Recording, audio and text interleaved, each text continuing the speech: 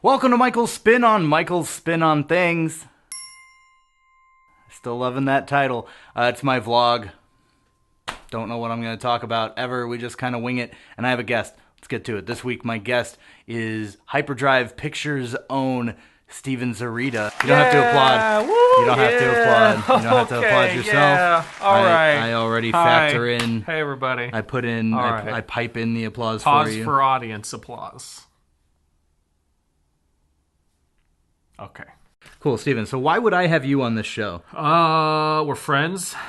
Nope. Nope. Can't prove that. I cannot factually prove that. I was your boss once. You were my boss once. I can prove that if I really wanted to dig up the records. Yeah. But Dig it up. Dig it up. I'm putting it on the green screen behind us because he looked up the records and he found it. I will email you the PDF of the producer sheet that you were on. Nice. With his phone number on there, because I know that that's on there. Not going to blur it. Okay. I was going to say, I leave that part up to you. Not going to blur it. But I may change it, but I'm not going to blur it. Okay. That's fair. To your number. Oh, no. What have I done?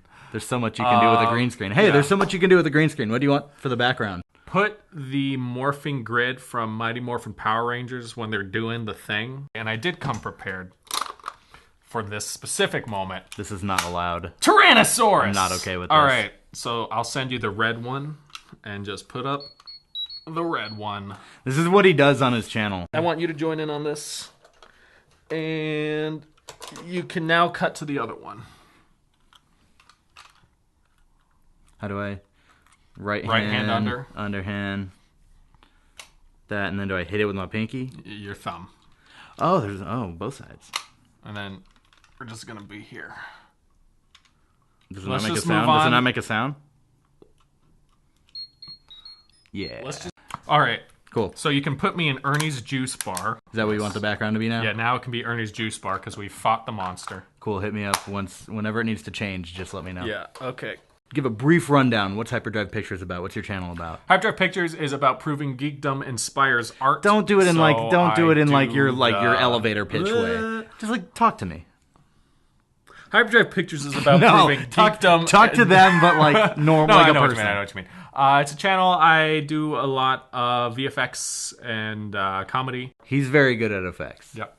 If you want to see like little low budget, homemade YouTube videos that have really professional looking effects.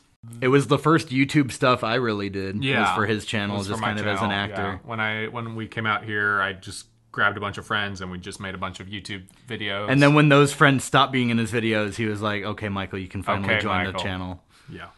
True story. It's kind of true. Yeah. But hey, now we're here and now I'm on your channel, so shoe is on the other foot. Our origin, how did we meet? We've done a lot of projects together. We have Hyperdrive. We've done a podcast together called From Under a Rock. Yeah, I help a lot on this show. You help a lot on my stuff. But before all of that, when I was his boss, actually, this is a funny story. We should get into this. Let's do it. Back at, I don't know if you talked about Texas Student TV, I haven't. but a lot of our friends out here in LA are from Texas, went to UT Austin with us. And we pretty much all went to Texas Student TV. It was like only student-run FCC licensed TV station in the country. In the country. Was our claim to fame. High five. Yeah. The year you really got involved was the year I was station manager. Mm-hmm. That was 2011. I was running everything. So I came in, spent a lot of college not putting in work in college. And then finally, my final year of college, I was like, I should really get involved in things and start making stuff because I am a film major and I want to graduate college eventually. So I'll put in some work. So I joined Texas Student Television, our TV station, and I just ripped through everything. I volunteered for 7 shows initially, and I was appearing on them with some level of regularity, some more than others. Then I auditioned as an actor for one show called Potluck. I was cast. That show maybe filmed 1 episode. So good. Well, what happened with it was we shot an episode, we shot a second episode, most of it, but I was learning through the pitfalls of that show. I'd been a volunteer at the station for maybe 3 months, if that, and I went to Steven once I saw that show was kind of not going to keep going due to bunch of various reasons, but at the end of the day, they just weren't getting stuff done, so it was kind of at a standstill. And I went to him and I was like, hey, I have an idea for a TV show. I want to do one next semester, my final semester. I said no. He said no. You can't just show up and start a show. And he had been around a little bit, but again, we're talking 3 months. 3 months, yeah. Typically, the route to creating your own show is you volunteer for at least a semester on one of the established shows. There's like a bunch of staple shows that have been around for some of the 20 years now. That way, when you pitch it, people be like, oh, yeah, I've seen your work on this show. I know you can get stuff done, so we'll commit to you having a show, and it won't be an embarrassing thing when nothing happens of it. Oh, looking back, it's not really embarrassing when a show... I know. It's embarrassing to like the person 20 who didn't people deliver in the station, but... It's like high school. Your life seems so much bigger, and your Yeah. decisions seem so much more important when you're actually in it, and then when you look back, you're It's like, a much why did I better care high about school. that? Yeah. Yeah. But, no, he wasn't around enough, and I was like, no. The thing was, he didn't have another semester to stay on a whole show. Yeah. That was Because my he was last semester graduating in after the Austin. next semester, so... So I told him, I was like, all right, cool. Well, I'm going to make a show, and I'm sure if I do, you'll air it. So that's what's going to happen.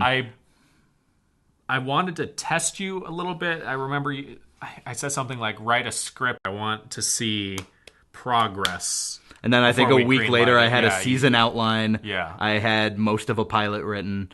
And then a month later, I had the full pilot shot. I shot it over 3 days. It was fairly ambitious. I got to shoot inside a Mexican Looking back, restaurant. honestly, we were just talking about now how sometimes you look back at old stuff you did and, you're embarrassed. Especially when you used to think like, this was the best thing 5 years ago. And then you look back and go, Looking back, I'm still honestly very proud of that show. And it's weird saying that because I'm not with the station anymore. Yeah. But I still feel that way about it. Whenever they do something cool, I feel proud. But you did get chopped in the neck and stuffed in a trunk in it, so. I did, actually. Yeah. That's the background right now. Yeah. After that part On loop. so through that, I'll throw up the TSTV logo for...